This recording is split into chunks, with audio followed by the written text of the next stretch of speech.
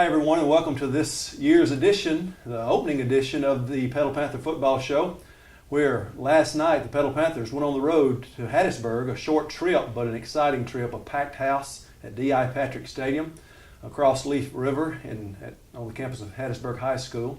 And the Panthers opened up the season with a successful 56-42 win against the Tigers of Hattiesburg High School.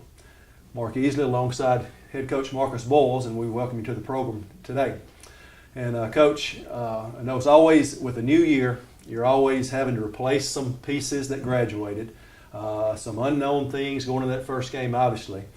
Playing a familiar foe that has a lot of weapons, and when you watch them on film, got to be scary. But let's talk about the preseason real quickly and trying to replace some of those valuable parts that were not on this year's team, that was on last year's state championship run team. You know, I think from an offensive standpoint, we'll start with that. And it's going to start with Samuel Hopper. Oh, yeah. You know, a two-year starter, just a really smart football player. And that was a question mark on offense. Who was going to replace that guy? You know, he's the leader of the offense. And then defensively, I think it goes to a couple of guys, Tyreek, who's over at Jones now, and you know, a couple of those guys on defense. Who's going to replace those? But the biggest question mark you always have, you know, Mark, is leadership. Yeah. Who's going to be the leaders on the team? And so that's what our offseason was about, was who's going to lead this football team. Now, unlike last year, coming into this season, you had some experience up front, which you did not have last year. And that had to be a little bit of a comfort. At least you got some experience back on that offensive line and the defensive front and linebackers as well. So you had some potential leaders right there. Yeah, we did. And I think those guys have been really good. Kane Roberts and Chris Monroe, two guys on the defensive line that do a really good job of leading our team. And then Jacob Hall, the returning linebacker. And Charlie Marlowe, another returning linebacker. Those guys have led our defense in the off-season workouts. And then when you get over to offense, it's one guy, Stephon Hutterson. Yeah. You know, he's the leader. He's the bell cow of the offense, and when he says something, everybody gets real quiet, and they make sure they pay attention. So, you know, we've had great leadership, great off-season. Kids worked extremely hard, and I think we've been very productive in the off-season. Had some kids that really made a lot of gains in the weight room and outside in speed. Yeah, and you're talking about replacing Samuel Hopper, Tanner Estelle, who ran some situational plays last year at quarterback. He was the man, but that offseason you talked about started a little later for him because he's a baseball player as well. Yeah, everybody knows baseball's big here, yeah. and that's a good thing. That is really good, and we have a lot of football players that play baseball, and I'm all for that, and Tanner being one of them. So here's a guy that's played receiver the last 2 years. Then he misses spring ball because our baseball goes deep into the playoffs, and he misses spring football. And then he's actually, the first week of practice this year in fall camp, he gets a virus for 3 days, so he misses 3 days of practice. So, you know, everybody kind of questioned about Northwest Rankin. You know, he didn't look very good. Well, there's a lot of factors that people don't know about. Well, that may be good coaching, not showing the opponent too much. Well, I wish we could say that. Well, let's talk about the opening game's opponent, Hattiesburg Tigers. Loaded with weapons, got some D1 commits on there, great-looking players on the field, as we do as well. But when you watch them on film, had to be a little bit scary because of their big play potential. You're exactly right. They got two big-time receivers, Jordan Murphy being the one that's a senior that's committed to Tennessee. Then you got the big running back, Fabian, that's, you know, got offers from everywhere. And I read then back in the summer that he's waiting on the LSU offers when he's waiting on. Yeah. So that kind of tells you what kind of running back he is. And then, of course, the guy that makes them go is Julian, the quarterback. Julian Connor, just a remarkable athlete that throws the ball really well. And so from a defensive standpoint, they scared us, I'll be honest. You know, they had our attention as coaches, our kids. I thought was going to rise to the occasion, but from a defensive standpoint, they did scare us. And then from, you know, us on offense, a lot of unknowns at that receiver and that quarterback. Yeah, but as we'll look and see some of the highlights later on and discuss during the show, answered the challenge very well. A lot of those questions were answered in a good way. Still got some work to do, obviously, but couldn't ask for much better in the first game against the type of team we're going against. You know, I thought so. I thought our kids came out ready to play. I thought we were really locked in all weekend practice. I thought, you know, going out there, that first kickoff was huge. Oh, yeah. You know, Blake did a great job of hitting right behind the first line, and you know, we told him don't kick it at 22 and 11, and we were going to try to sky kick it where they moved 22 up. So Blake did what we asked him to do, and he hit it. And then one play later, I think Stefan takes it in. So what a great way to start the ball game. Yeah, and that you couldn't script it any better. They win the toss, choose to receive, and they fumble that pooch kick. We get it, one play score. So 10 seconds into the game, we're on top. Yeah. Let's talk real quickly before we get into specifics about the game on the plays, the environment last night. We always travel well. Petal has great crowds on the road, at home. But really, Hattiesburg last night with the rivalry, boy, a great crowd. It was, and being on Saturday night, you had a lot of fans that probably were not pulling for either side. They just wanted to see a good high school football game, and I think they got their money's worth. I think that $7 they spent was well worth it. But I mean, I want to give a shout out to two groups for us. Obviously, our red zone, our student section, we call them red zone. Man, what a great crowd! What a great. Hattiesburg has some fans that come over there and sit on that side, and so the last 2 times we've been over there, our kids have gotten there early and kind of took that little section over. So I really want to thank them for that. And then also our band really got into it last night. I heard them cheering and doing some chants, and of course playing also, which they're real good at. But those two groups, and then of course our fans. But I told our guys, I don't know that we'll play a better environment. I told them that on Thursday. I don't know that or Friday. I don't know that we'll play in a better environment than we played on Saturday night at Hattiesburg. Yeah, and I think the fans, some of them realize it, and a lot of them may not, the impact they can have on these young guys, just the encouragement, the cheering that they do, because it can lift a team up to another level. Home field advantage has a reason, but when we go on the road to a place like that, and our fans are there in numbers like they were, it's really huge for us. All right, let's talk some plays now. We talked about the first one, a 48-yard run by Stefan. We had the ball the first 3 times we had it, scored, but a total of 2 minutes and 16 seconds. We got 3 touchdowns. Yeah. Sounds great, and it was, but Hattiesburg answers right back with their first 2 possessions too. So it's just back and forth, 5 possessions, 5 touchdowns. Yeah, I thought to myself, whoever has the best third string is going to win this football game, because there's no way we can keep this pace going, not with our starters and not with the number 2 guys. And speaking of Stefan Hutterson, those 3 touchdowns, a couple of rushing, one on a wheel route, like a 43-yard touchdown pass maybe, but he had a hand in all of it.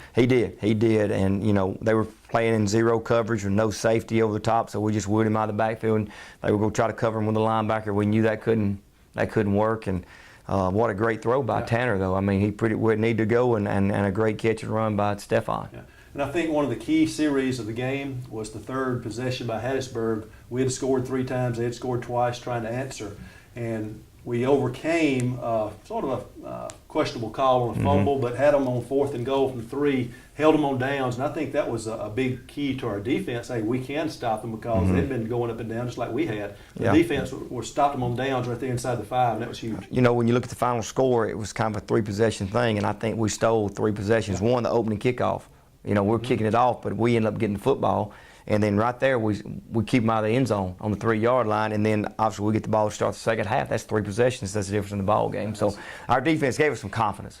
Right there, it gave us some confidence that, hey, we can slow them down, we can stop them. I know it didn't happen a whole lot, but our defense came up with enough stops to allow us to win the football game. Well, after the first quarter, it was 21-14, so a 35-point first quarter, about 45 minutes there, and I thought, we may be here all night. As long as we score more than them, it's fine, but a really high-scoring first quarter.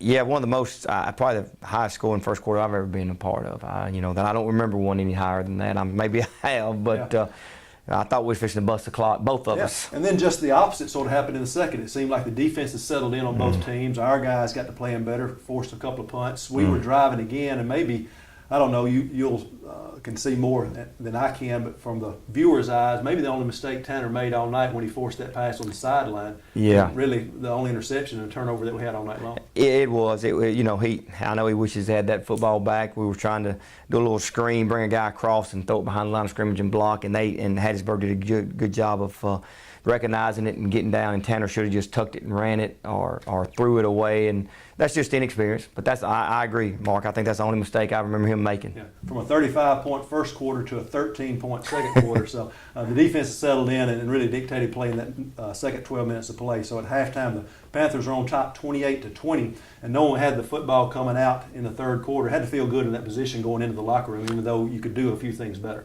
You're right, and like you said, I think we gave away a possession. We should have got some more points and been up, which would have made us 3 touchdown lead. Instead, we don't get the points, and they go right down and score, and so we're 1 possession game coming out of, going into halftime. I think 4 touchdowns in the first half, playing well on the offensive end, on the offensive side of the ball as well as defense. Well, had some good momentum going to the locker room and came out and played well, as we'll talk about in a moment in the second half. But let's take a look at those first half highlights at this time. We'll be right back after these highlights.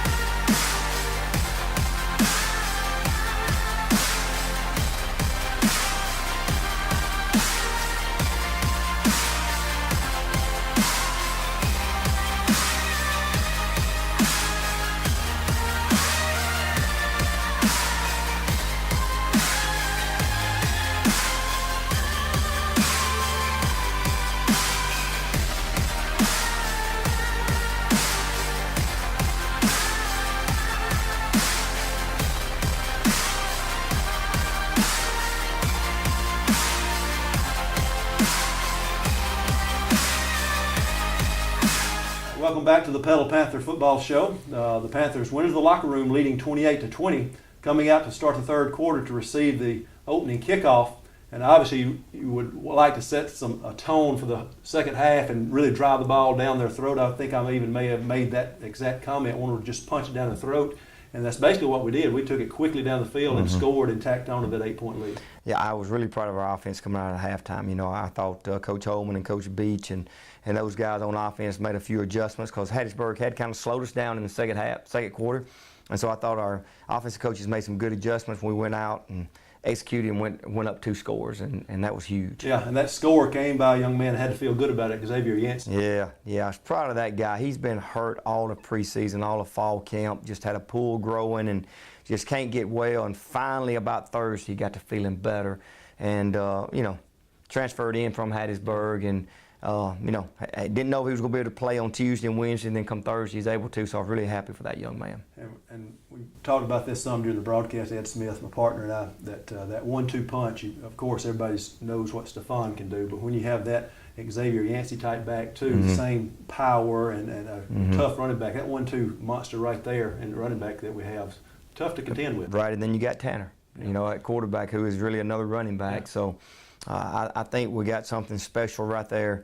And the good thing about it is, as Xavier gets more comfortable with the offense, Stephon we can give him a few more blows. Yeah, that's right. And that was a 50-second drive in length. So you think about the time of possession. Hattiesburg had the ball for over 5 minutes more than us in the first half, but second half pretty much even. But again, that's maybe an overrated stat. The scoreboard really all that counts. But over the wear and tear of a game, you think about fatigue, especially the first game. That could come into play, but our guys really didn't look fatigued at all. Great condition. I thought we really handled it well. I didn't know how. You never know going into a game what kind of condition. I thought we were in good shape, but wasn't sure. But I thought we handled it really well. I know we had a couple of scores where we scored in 1 or 2 plays, and I tell Coach Beach, I said, "Hey, Coach Beach, let's make this in about. Hey, I want to score. Let's do it in about 8 or 10 plays. Get our defense a chance to catch our breath." But I thought our defense.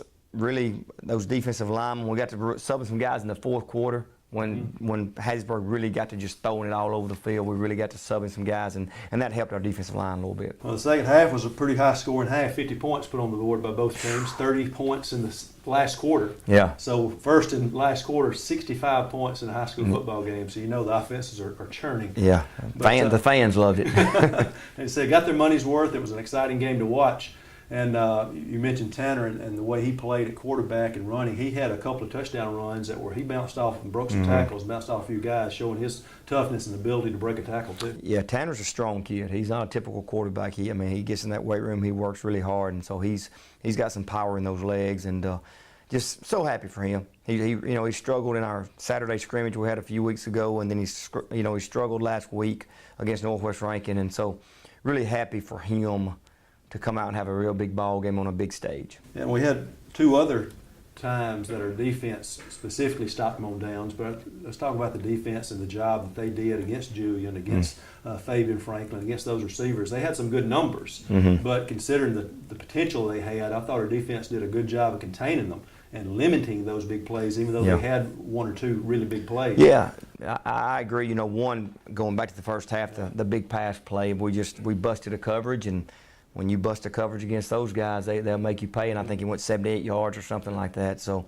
but I thought our defense did. We didn't give up, like you said, 2 or 3 really long touchdowns. We made them drive and earn what they got, but our defense will get better. Like I said, we got 2 linebackers back out of 4, our front's back, and then all new secondary guys except for 1. So we will get better. And like I told our guys at the end of the game, after the game, I don't know that we'll play a more skilled offense either. They're pretty talented now. They really are. And that was great to come out of the off the road with that win. Again, it was a 56-42 Panther win. Let's look at those second half highlights at this time, and then we'll be back after this break to preview next week's opponent, the Gulfport High School Admirals.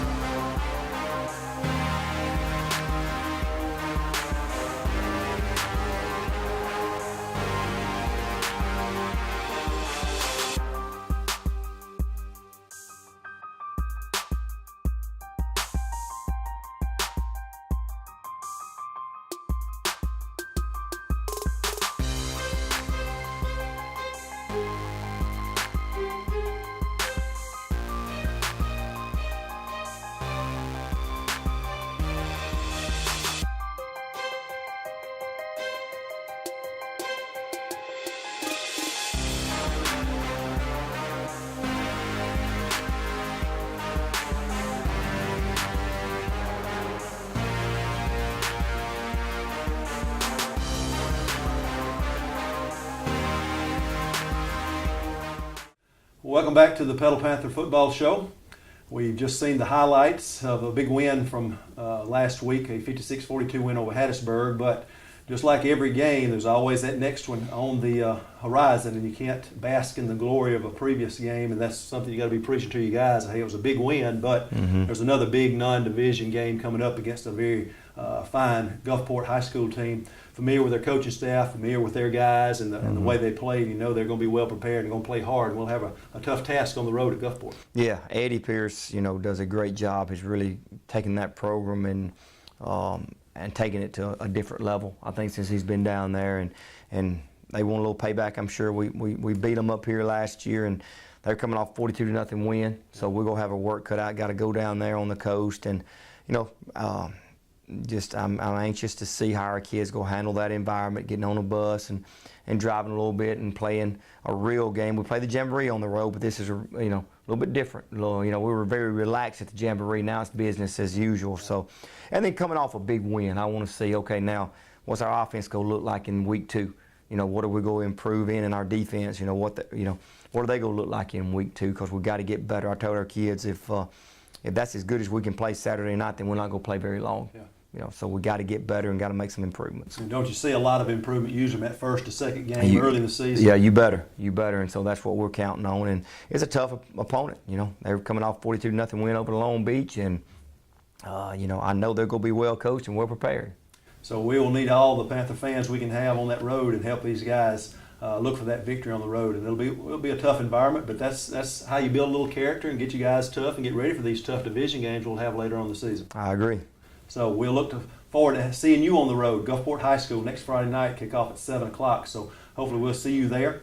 And always can tune in to WMXI 98.1 or log on to petalschools.com and see the webcast of the games as well. But we'd love to see you there in person and help cheer these guys on for a win. So until next time, for head coach Marcus Boyles, I'm Mark Easley. We'll see you next week on the Petal Panther Football Show.